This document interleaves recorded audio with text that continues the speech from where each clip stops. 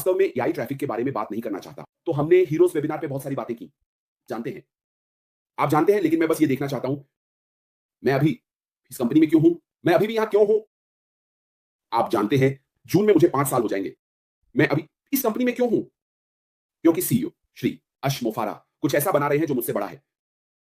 आप जानते हैं, जीवन अभी भी बढ़ रहा है। सपना हर दिन मजबूत और बेहतर होता जा रहा है। भले ही हम इसे ना देखें, ये मजबूत और बेहतर होता जा रहा है। आप जानते हैं, आखिरी बार मैं कुछ संस्थापकों के साथ बातचीत कर रहा था, वे बस बातें कर रहे थे। मैंने कहा, आप क्यों? सोचते हैं श्री, क्या अशरफ फैरेल अपने सपने को बस यूं ही छोड़ देंगे? हम में से कौन, अगर हम इस दुनिया में कई लोगों को देखें के पास एक सपना है और वे उस सपने को मरने की अनुमति दे सकते हैं? हम जानते हैं कि हम अलग-अलग चीज़ों पर ध्यान दे रहे थे। आप जानते हैं, नौकरी की तलाश कर रहे थे। अगर आप नौकरी की तलाश नहीं करते, अगर नौकरी आपका सपना है, तो आप नौकरी की तलाश नहीं करते, आप बेघर हो जाते हैं। आपको इंटरव्यू के लिए जाना चाहिए। आपको, आप जानते हैं, लगातार प्रयास करते रहना चाहिए। आप जानते हैं, बस वही निरंतरता है। किसके लिए लड़ना? आप चाहते हैं, ऐसा ही कुआँ है।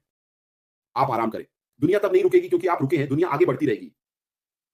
तो हम अभी यहाँ क्यों हैं? यह एक आदमी के सपने की वजह से है, जिसने कहा, मैं कभी हार नहीं मानूँगा। मैं ये बनाऊँगा क्योंकि ये उसका सपना है। वह कभी अपने सपने को नहीं छोड़ना चाहता।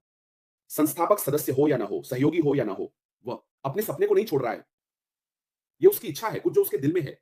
ये ऐसा है, मेरे पास एक सपना है और मैं उस सपने को पूरा करना चाहता हूँ। कोई फ़र्क नहीं पड़ता। जब तक मैं सही काम कर रहा हूँ, मैं यह सुनिश्चित करूँगा कि वह सपना पूरा होगा। यही है, यही ठीक वही है जो श्री अशरफ राय, चुपचाप, बिना किसी शोर के अपने काम में लगे रहना। यह सुनिश्चित करना कि उसका अपना सपना पूरा होगा। अशरफ का सपना मानवता पर है। अशरफ मानवता के बारे में है। कभी-कभी मैं कुछ बातें उद्धृत करता हूँ। आप जानते हैं, मैं पढ़ रहा था। आप जानते हैं, मैं ऐसा कर रहा हूँ। Bible in a year course 1 जनवरी से शुरू हो रहा है। क्या आप जानते हैं, उत्पत्ति में वे बाबेल के टॉवर के बारे में बात करते हैं। मैं हमेशा भ्रमित रहता हूँ। आप जानते हैं, ऐसे समय होते हैं जब मैंने उस अंश को बहुत बार पढ़ा है और मैं सोचता हूँ, लेकिन वे भगवान को देखने के लिए कुछ क्यों बनाएँगे? क्या वे भगवान को चुनौती दे रहे थे? मुझे पता है कि भगवान को घर पसंद है। अच्छा, सुंदर भवन, क्योंकि उन्होंने डेविड को इसे बनाने का आदेश दिया और सुलेमान को इसे बनाने के लिए कहा। यह इसलिए है क्योंकि ये लोग, वे इसे अपनी खुद की महिमा के लिए करना चाहते थे। आओ, हम अपने लिए नाम बनाएँ।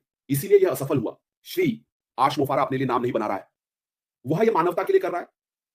और यही कारण है कि वह सपना अभी भी मजबूत है। जैसे ही आप लोगों को अपने से पहले रखते हैं, वह सपना हमेशा पूरा होगा। लेकिन जब आप लोगों से पहले खुद को रखना शुरू करते हैं, चाहे किसी भी तरह से, वह सपना, पीना और सफल होना। हाँ, लेकिन आप हमेशा एक दिन अपने शांत क्षण में बैठते हैं, यह जानते हुए कि आप लोगों को धोखा दे रहे हैं। वह किसी को धोखा नहीं देना चाहता, वो बस कुछ अच्छा करना चाहता है।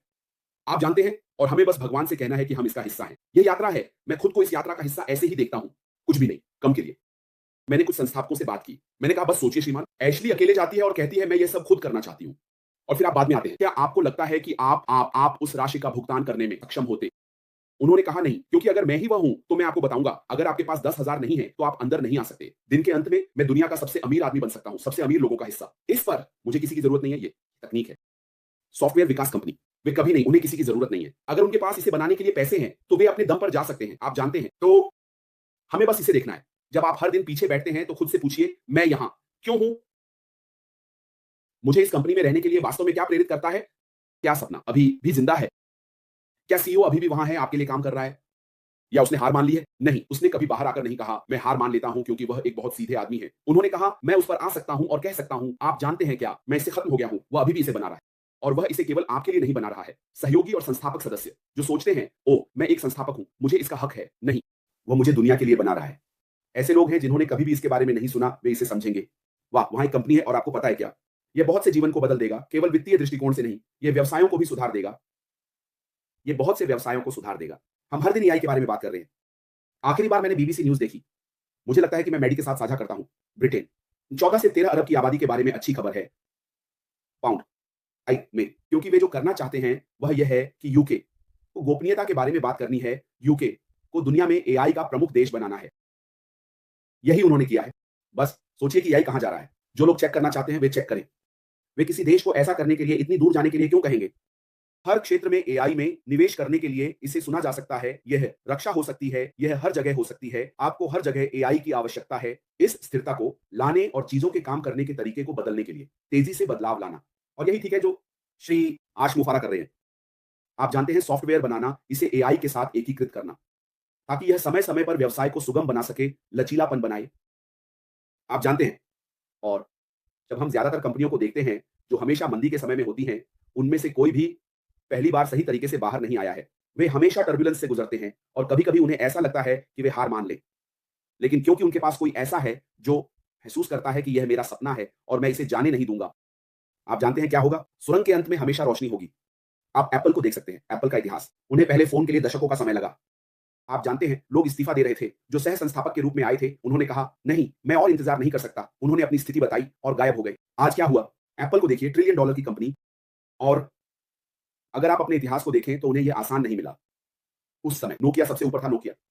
मुझे याद है कि एप्पल के पास लगभग 95% शेयर थे, जबकि नोकिया के पास केवल 5%। लेकिन बस सोचिए, अगर उन्होंने हार मान ली होती, तो एप्पल का क्या होता?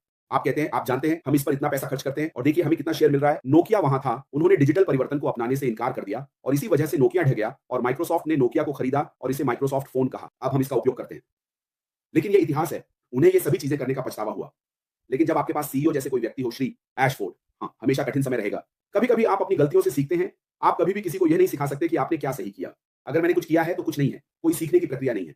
ये हमेशा मेरे लिए सही है। तो जब आप सब कुछ सही करते हैं, तो फिर कोई सीखने की प्रक्रिया नहीं होती। सब कुछ बस परफेक्ट है, आपके लिए इतना परफेक्ट। फिर आप सीखते हैं, जब आप भयानक चीज़ों का सामना करते हैं, हमेशा कुछ न कुछ सीखने को मिलता है। मैंने कहा, आप तभी असफल होते हैं जब आप हार मान लेते हैं। कोई असफलता नहीं है।